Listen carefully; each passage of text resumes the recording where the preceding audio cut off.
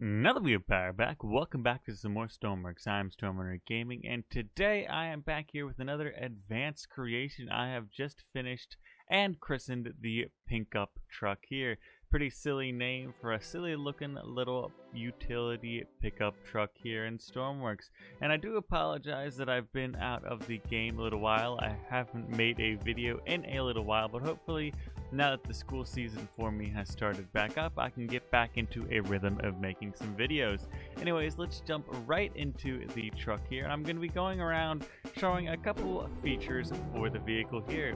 Of course, on each side I have these double opening barn doors, as I've called them, with a double row of seats, utilizing those new padded seats that take a lot less area on the back row here. So you can store, well, not store, but seat 4 people in the cab, as well as if you do have a couple extra friends here, you can swing into the back here and they can ride in the bed. As well, we do have a medium winch on the back end, and we do have a powered winch on the side, which is actually the smaller version of it.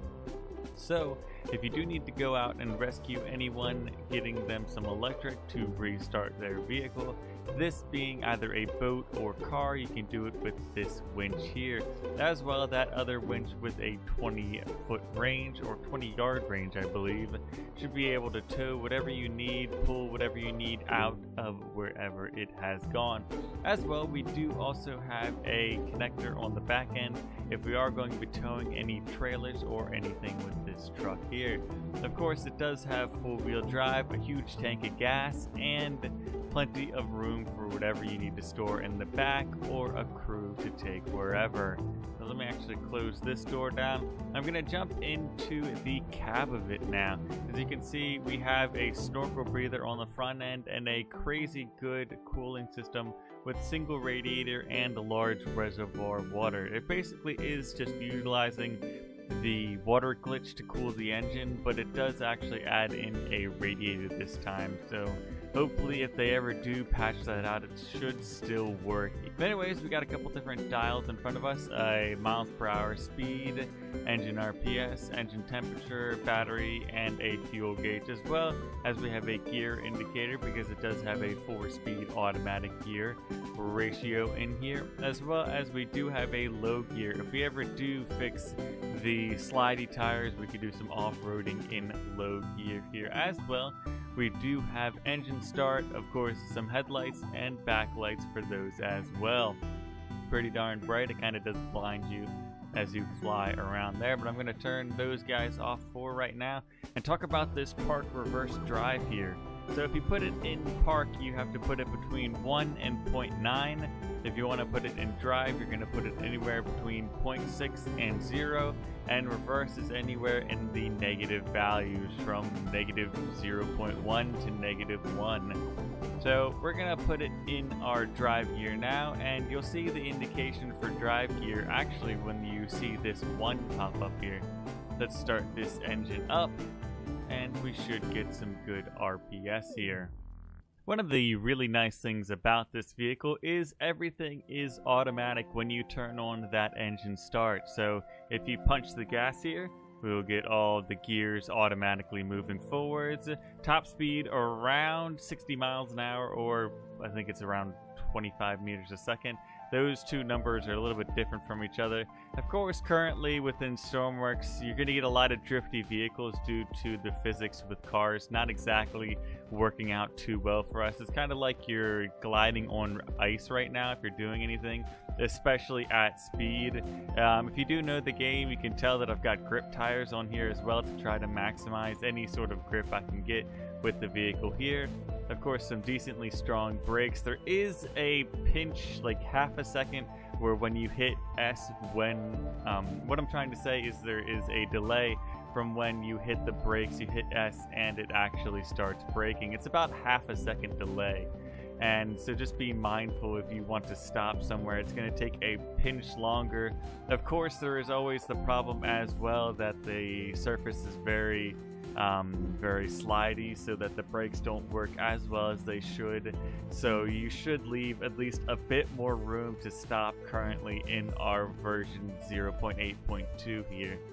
to stop your vehicle, especially this vehicle is what I'm trying to point out, and any vehicle out there, any of my previous vehicle or anyone else's cars on the road does need a lot more room to stop, to get going and everything. So hopefully they should fix the problems with everything with the vehicles, especially in a future update. But for right now, we kind of just got to live with it. I don't want to complain too much about it. But of course, when you want to get out and turn off that engine, it'll stop all RPS when you just flip that engine start off. You can move that up to 1 and it'll give you your park there. Of course, I do want to point out what the low gear does here before I do park it for the end of the video. So once you put it in drive, if you put it in low gear, the only thing it's going to do here is it's going to lock you in that first gear here, so you don't get it trying to constantly increase in gear. So if I pop that off, we're going to get it jumping into the next gear here, slowly getting up to that. But nonetheless, it should pick the perfect gear for what you're doing right there. But once we get over to these mountains, of course, bear with me, we're going to slide around a lot right now on the rocks. But if I throw it into first gear, trying to climb, trying to do anything, we're not going to get it trying to grab so many gears so quickly, doing this very fast. It's going to be a nice leisurely pace like off-roading should be. It's basically trying to go into a low gear here. So that's really what I've intended it for. Of course, this truck is supposed to be for whatever we really need it to do for exploration, delivery, and whatnot. And as you can tell, I'm already sliding a lot due to that problem. I don't really want to harp on it that much anymore. So let's get it back over to the garage here. Drop it out of that low gear, and we should get a flurry of speed. That engine does, since the optimization or the efficiency update where they've made the engines a little bit more realistic, my gearboxes, they've had a few problems from time to time, but they still seem to work decently well. I'm surprised. So I haven't really had to change much about that. Of course, I've had to change a couple values to get the engine to idle well, but all in all, I'm happy that most of my microcontrollers out there still work to create a basically modern vehicle equivalent of a regular car here. So yeah, that is where I will be ending the video. Of course, I do apologize that it is a more short video than my usual content here. But anyways, if you do want to pick up this vehicle from the workshop, the link will be down below in that description. But yeah, of course, if you guys did like this, please leave a like and consider subscribing to the channel to stay up with Stormworks and more of my content. But I've never been great. Goodbye. People need me, and I need to go.